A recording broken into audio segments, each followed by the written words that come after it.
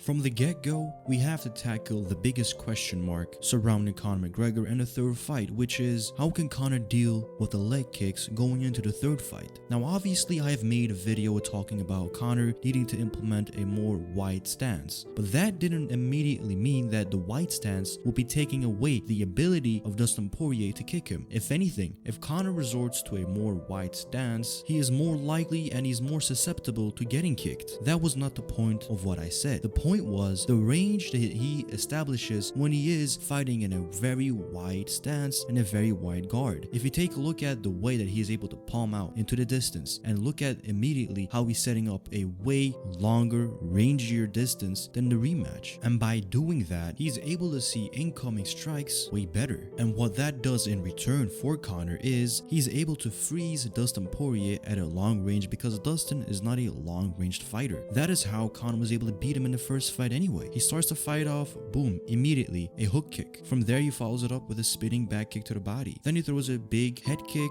and he just maintains this long range. And why do you think that really mattered from the first fight? It mattered because it built up desperation and anxiety in that octagon. The more time Dustin Poirier went without a successful strike connecting or something working in his favor, the more that he was able to question himself and the more that he was able to get frozen up by Conor. And so immediately, what I envisioned Conor McGregor to do in the rematch is to fight a little bit more longer ranged with a more open guard. However, Conor has to maintain more range beyond his reach, and by having that extra range beyond his reach, he can then feint or perhaps kick to the body, kick to the head. But in any given situation, Conor is better off at that range than he is in the close pocket range because Dustin is able to check hook him, he's able to beat him to the punch, and he's able to fight better in the pocket than Conor. Most of Conor's punches are straight punches, so in the pocket Conor's not that good anyway. So immediately Conor has to put himself in a favorable position to not get kicked that much.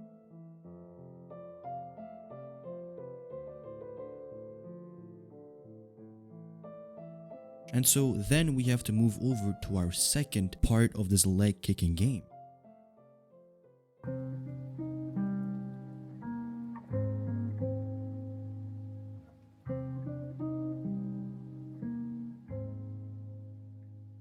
And now we arrive at the reality and the harsh truth of the matter. Conor McGregor is going to get leg kicked. He's going to have to eat a few leg kicks. This is just the nature of the beast. You can't go swimming without getting wet, and you can't fight without getting punched or kicked. But the rate at which he's able to get hit can be really altered by what I just said earlier if he's able to establish a greater distance. That is true. But what is also true is this. As much as Dustin Poirier can leg kick Conor McGregor can leg kick Dustin Poirier. Dustin Poirier is not a fighter who is this magical calf-kicking elite fighter in the division. No, he is very much so susceptible of getting leg kicked himself. If we look at the Gaethje fight, Gaethje was tearing into his leg as much as Dustin was onto Conor, if not more. And so the immediate question becomes this. We know that against a southpaw fighter, Conor McGregor's range and reach is greatly altered, but so is Dustin Poirier's. And so when Dustin can kick Conor, so can Conor right away. This is what we saw against Nathan Diaz in both fights. Conor immediately, even in the first fight, was able to establish a good leg kicking game, but in rematch you saw how he changed his game around to be more effective and efficient, and that is when you saw Conor McGregor throw a lot more leg kicks, be patient at that great distance. When he comes in, feint and then throw a leg kick. The same thing that Conor McGregor could have done in the rematch against Dustin, he did against Diaz. And this is not to say that Conor did not throw any leg kicks. He threw a few and they landed pretty effectively. So then the question becomes, if he can do it and if he can do it effectively, he should do it right away in the rematch.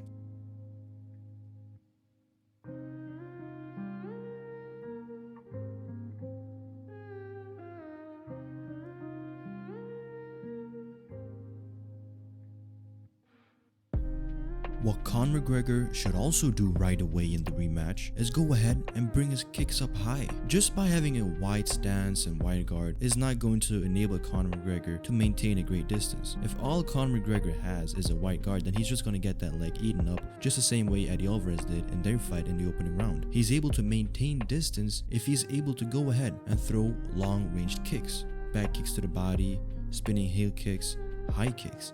things of that nature. By being able to establish that right away, he's able to box in Dustin Poirier right away. And as soon as he has Dustin Poirier boxed in, Conor McGregor this time around has to be conservative in the way that he throws his boxing punches. He cannot force his way in. We saw that even when he tried to force his way in, Dustin Poirier's defense was solid, and whatever attack Conor even attempted, it looked weak anyway. And if it didn't look weak, the offense was getting countered by the check hook. So McGregor has to adjust how many strikes in the boxing department he throws when he's able to come forward and when he has Dustin Poirier backed up, because just immediately teeing off on him is not going to help him. He has to set him up, and he has to set him up early. And this is when the kicks come into play. Featherweight Conor McGregor was a very free fighter. He would spin a lot, he would kick a lot, he wouldn't really rely on his boxing too much to create openings or pressure. The Conor McGregor that showed up in the second fight against Dustin was a completely different fighter. He was forcing a lot more action with his boxing, and he was not caring too much of keeping distance and making Dustin Poirier throw. But this time around, Conor McGregor, when he's pressuring, yes, he has to maintain distance, he has to maintain a somewhat longer range, but he has to go ahead and leg kick himself. He has to go ahead and feint. He has to go ahead, teep kick Dustin Poirier,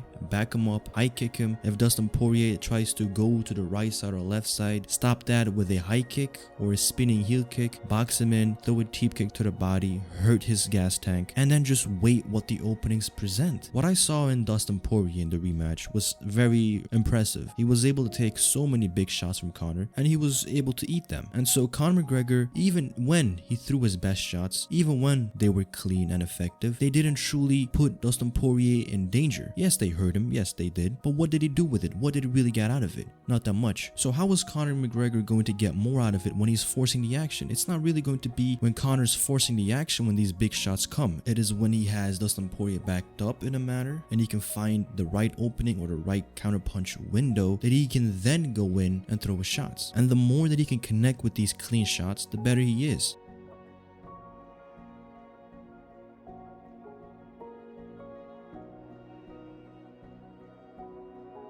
Now, the reality of the matter is this is a 5-round fight. Conor cannot go in there and just do what he did in the first fight. Again, he can't afford that. He has to fight a lot more calm, a lot more patient, just like he did against Diaz in the rematch. Throw your kicks, keep your range, and just show that you have the better understanding of range and that you can land the better shots. And by keeping this attitude and method of fighting, I believe Conor McGregor can not only maintain a stamina, he can maintain a tempo. And that is the most important thing in this fight. Because if he can maintain a tempo and the range, Conor has already much less to worry about than what he did in the first fight. Because if you really took a look at the way Dustin Poirier was landing his leg kicks, they were mostly coming when Conor McGregor was coming into him. When Dustin Poirier was landing his best shots, it was when Conor McGregor was coming into him recklessly or staying in a pocket for too long. So what I'm trying to say is this: don't give the round to Dustin Poirier. Don't give Dustin Poirier the opportunity to get into the fight, because it is better off for you to pressure Dustin Poirier, maybe hit him with one leg kick or a jab and stare at him for the next 20 seconds. Because you're better off winning the sequence than forcing the action and potentially giving up positions, giving up your momentum, and getting scored on and getting countered. It is just not worth it. You have 5 rounds to find your opening and crack him. You have plenty of time. You don't have to rush anything. Yes, you said that you were going to dust Dustin in 60 seconds. Yes, you did. But regardless of any of that, reality is ultimately the ultimate truth teller.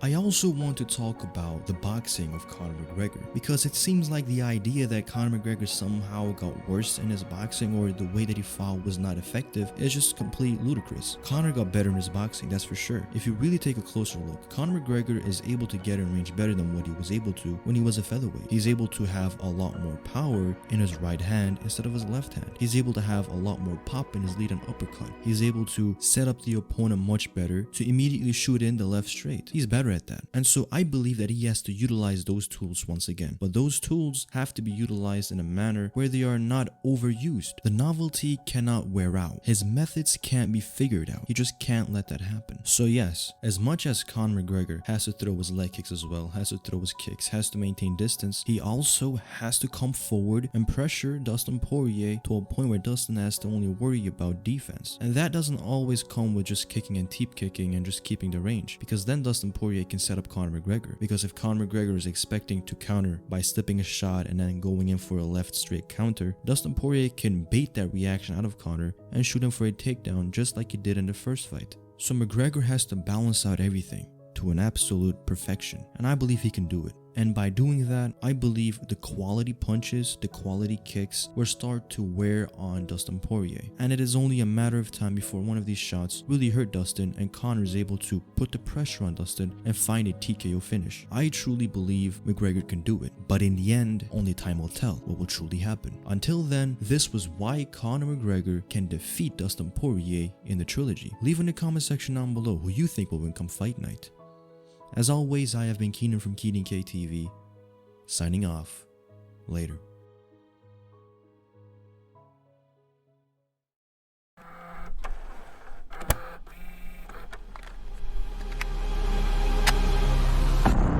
Anything can happen in this game, and I took the fight and it didn't pay off. This is the fight business. It's another day. I'll come back.